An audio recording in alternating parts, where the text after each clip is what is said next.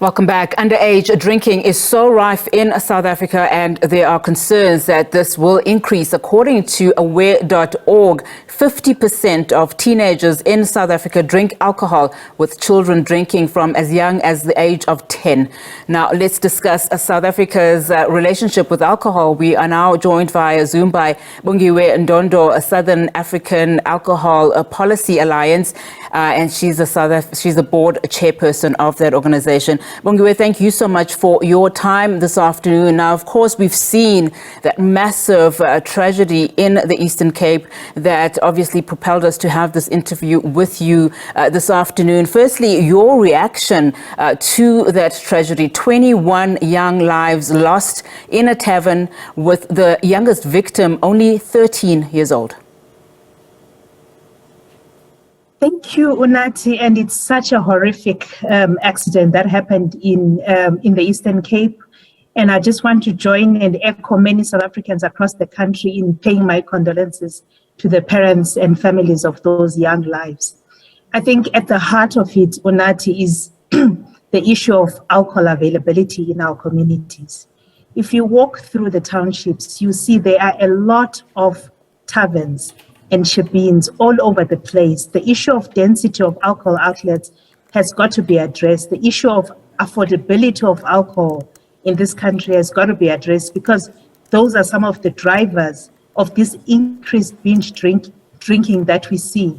And in this instance with the young people, the normalization of alcohol, as a society, we've normalized alcohol to a point where young people can't imagine a party or having fun without alcohol. The Reverend was talking earlier about how even our rituals, like Lobola has now been associated and almost intrinsically associated with carrying a bottle of, vodka or gin or whatever it is. And I think that's a problem. We continue to glamorize alcohol. Young people if you look at the advertising, young people are exposed to how your life could change, could be transformed to something, glamorous when you're drinking some of the alcohol brands. And until we address those root causes, we'll continue to have a problem with underage drinking. Absolutely.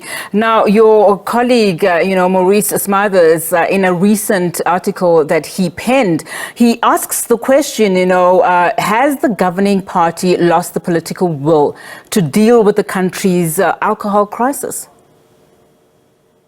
Maurice is very right to ask that, because right now we currently have the Basic Education Law Amendment Bill sitting for public comment. And in that bill, this government is actually proposes that alcohol be sold at schools, during school functions. Currently, all our schools are alcohol-free zones. But this bill will actually introduce alcohol into our schools for fundraising purposes. Now, I know that this is not for young people to drink, but that normalization, making it normal for people to be in and around alcohol is creating a problem. But when we talk about underage drinking, we also need to think about the legal issues. It is against the law, to serve alcohol to people under the age of 18. So minors should not be served alcohol.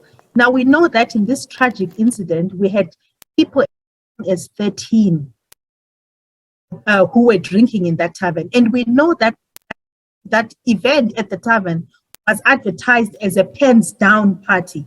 So clearly pens down as a start to the holidays, as an end to exams. So that's already targeting school children, without a doubt. So we need to look at the culpability, of the tavern owners, the tavern management, and this government must understand that alcohol in our communities is not benign. There's a malignancy about alcohol in our communities. There's a malignancy that is getting to young people, getting to young women in particular.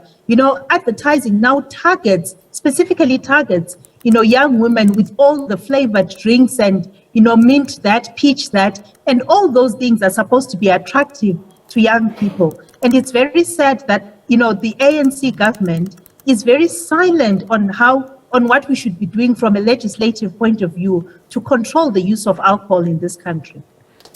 Absolutely. And I mean, as you say, this particular bill, the Liquor Amendment Bill of 2016, is yet to be finalized. But just talking about South Africa's relationship with alcohol at the back of your response there, what are some of the measures you think should be in place now, immediately as we speak, so that this tragedy that has happened in the Eastern Cape is the catalyst for the change that we want to see, particularly in our communities?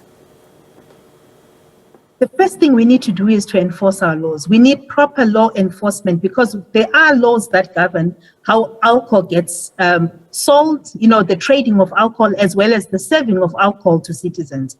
So we need to start there.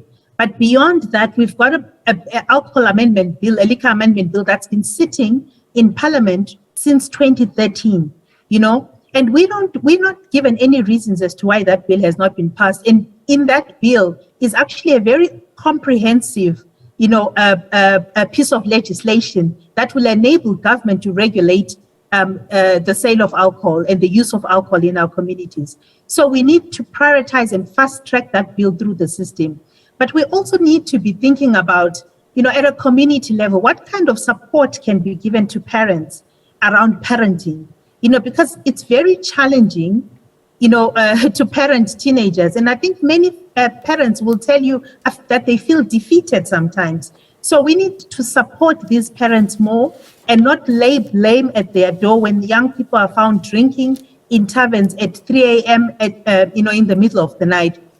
We need to create a supportive environment for everyone, and we need to stop normalizing alcohol. We cannot continue like this.